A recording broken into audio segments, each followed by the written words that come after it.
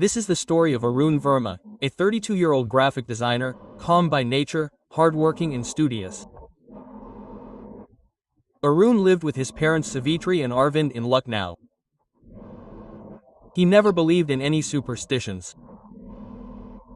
But he was always a little scared of sleep. Because since childhood he used to have terrible dreams. But as he grew older, these dreams became something else. Arun had the habit of writing a diary, and we have got this story from his diary. This story is about an experience of sleep paralysis that happened to Arun. It was a cold night in January. Arun finished his office project and lay down on the bed at 2:30 in the night. He was tired all day, so he fell asleep immediately. But at 3:10 in the night, he woke up. The fan in the room was turning. Light from outside was coming in through the window. Everything seemed normal except that his body was not moving. He wanted to scream, but no sound came out. In front of his eyes, in the corner of the room, a black figure was standing, blurred but very big, as if it was not made in the air but in the darkness.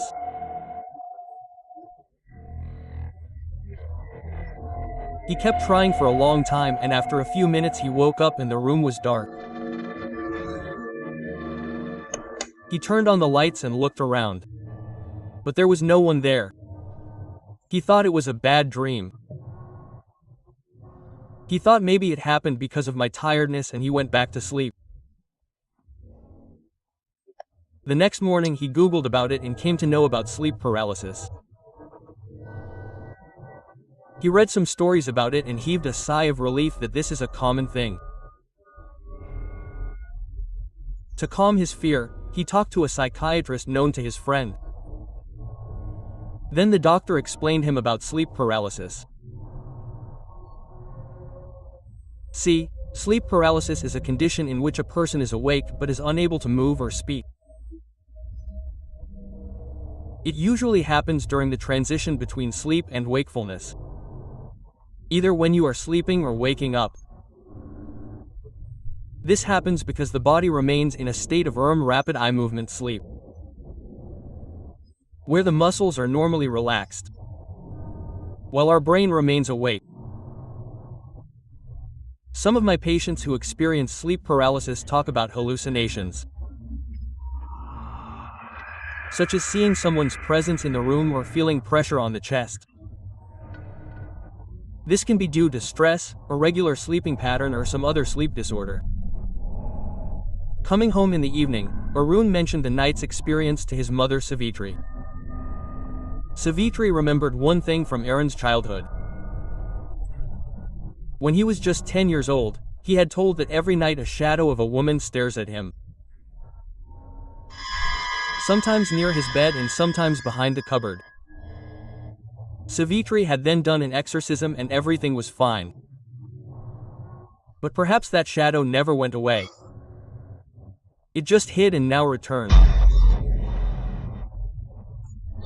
But Savitri hid this from Arun, thinking that Arun might get scared or it might affect his work. But gradually every night had become a scary test for Arun.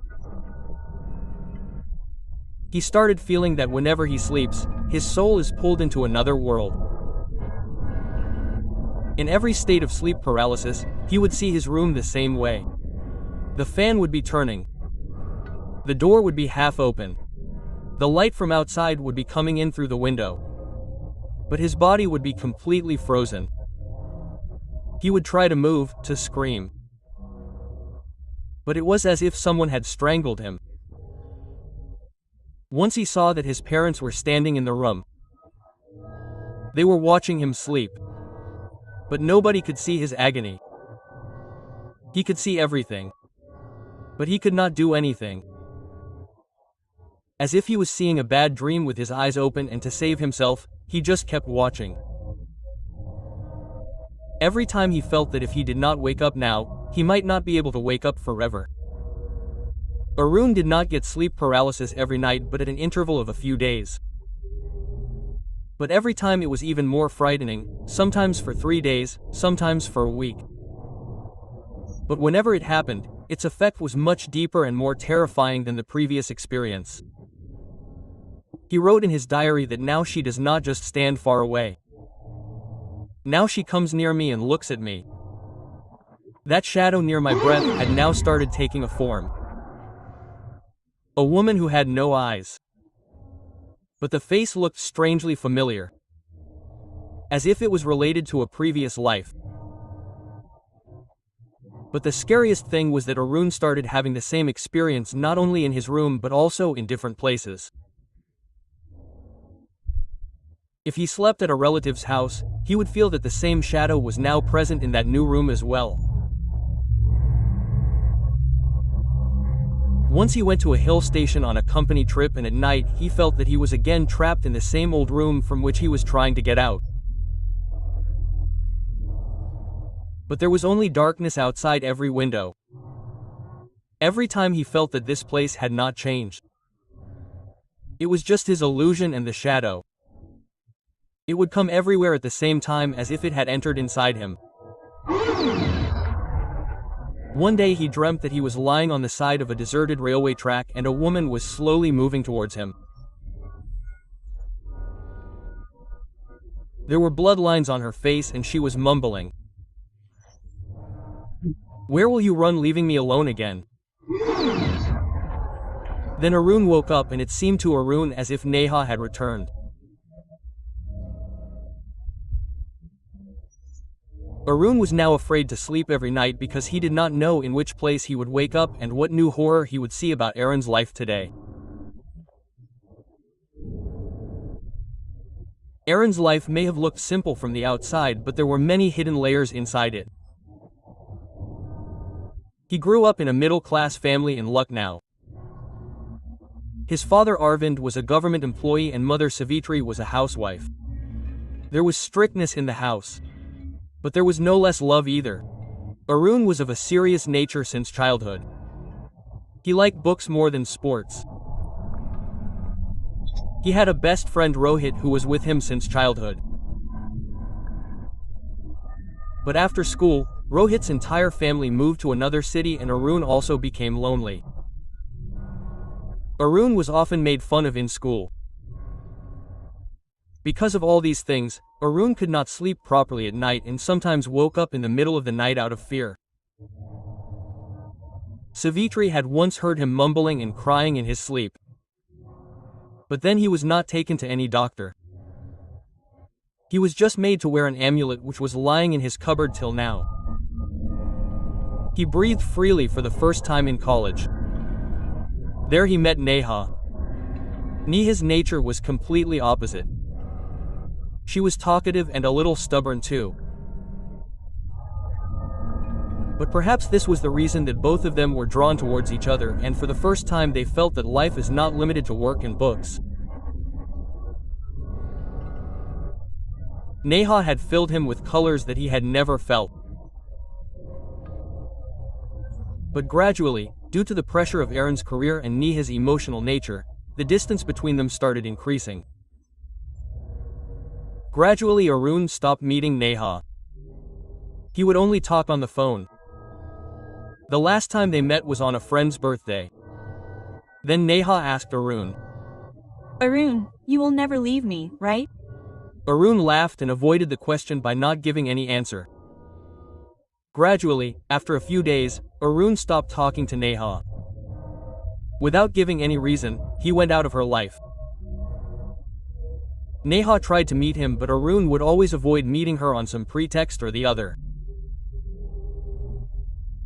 Due to this, Neha broke down and in a few months, the news came that he had committed suicide. Arun did not blame himself then. He considered it a weakness and forgot it. But now when that shadow sat on his chest, when that face appeared in front of him, his heart said, "This is the same Neha." His past was now chasing him. The same pain, the same mistake. Now every night was demanding an account of it. Now Aaron's experiences were becoming even deeper and more frightening. Earlier, where they used to happen at an interval of a few days, now they started chasing him almost every night. Sometimes he would suffocate in his sleep. Sometimes he felt as if someone was trying to pull his soul out. He felt as if someone was breaking his body from within. He was no longer able to live a normal life. Forget about office work. Now he started feeling heavy, eating, talking. Dark circles under his eyes and irritability had come in his behavior. Arvind and Savitri became worried about this change in him. They showed him to many doctors, neurologists and psychologists. Every report came normal. Then they tried everywhere, tantrics, babas, temples. Many remedies were done. Puja, Haven, Jhaad, hunger did not make any difference to Aaron's condition. He started to remain silent. He started seeing fear in every shadow. Sometimes in the bathroom mirror, sometimes in the corner of the balcony. He feels as if his soul is hovering around him all the time. Many times he tried to fight himself. Tried to train himself to stay awake from sleep. But every time he lost. And finally his family members also gave up. For them, Aaron's nights had become a punishment that no one could stop.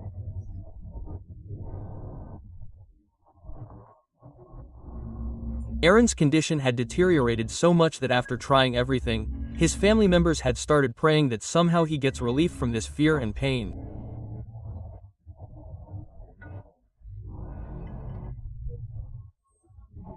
Arun was now slowly realizing that the shadow that comes to him every night is none other than Neha.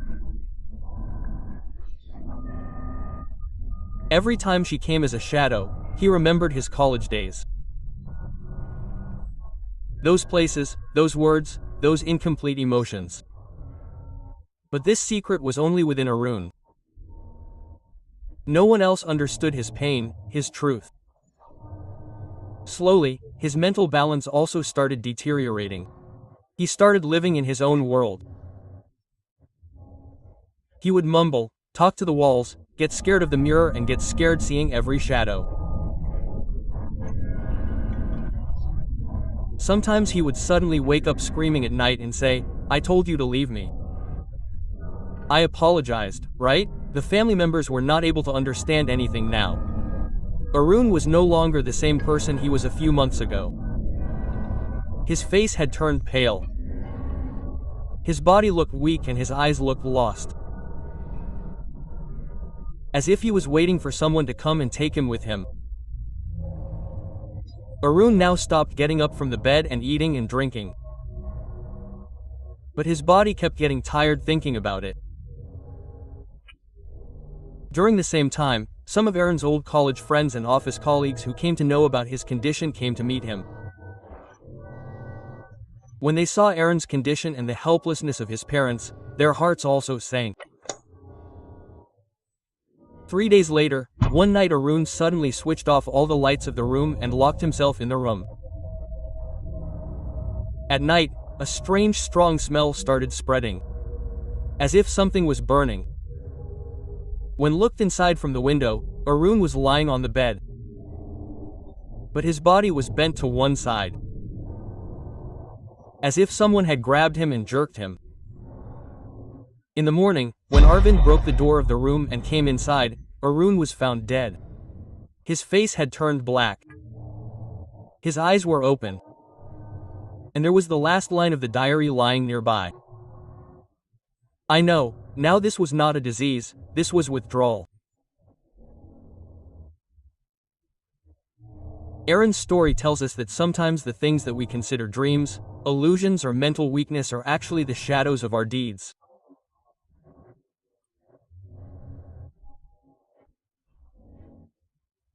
Sometimes sleep paralysis is not just a medical condition, sometimes it is the door to that world where someone is waiting for you to wake up and surrender yourself.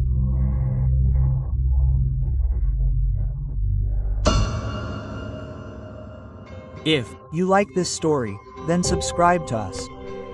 Do follow our Instagram and Facebook page. And yes, friends, don't forget to subscribe.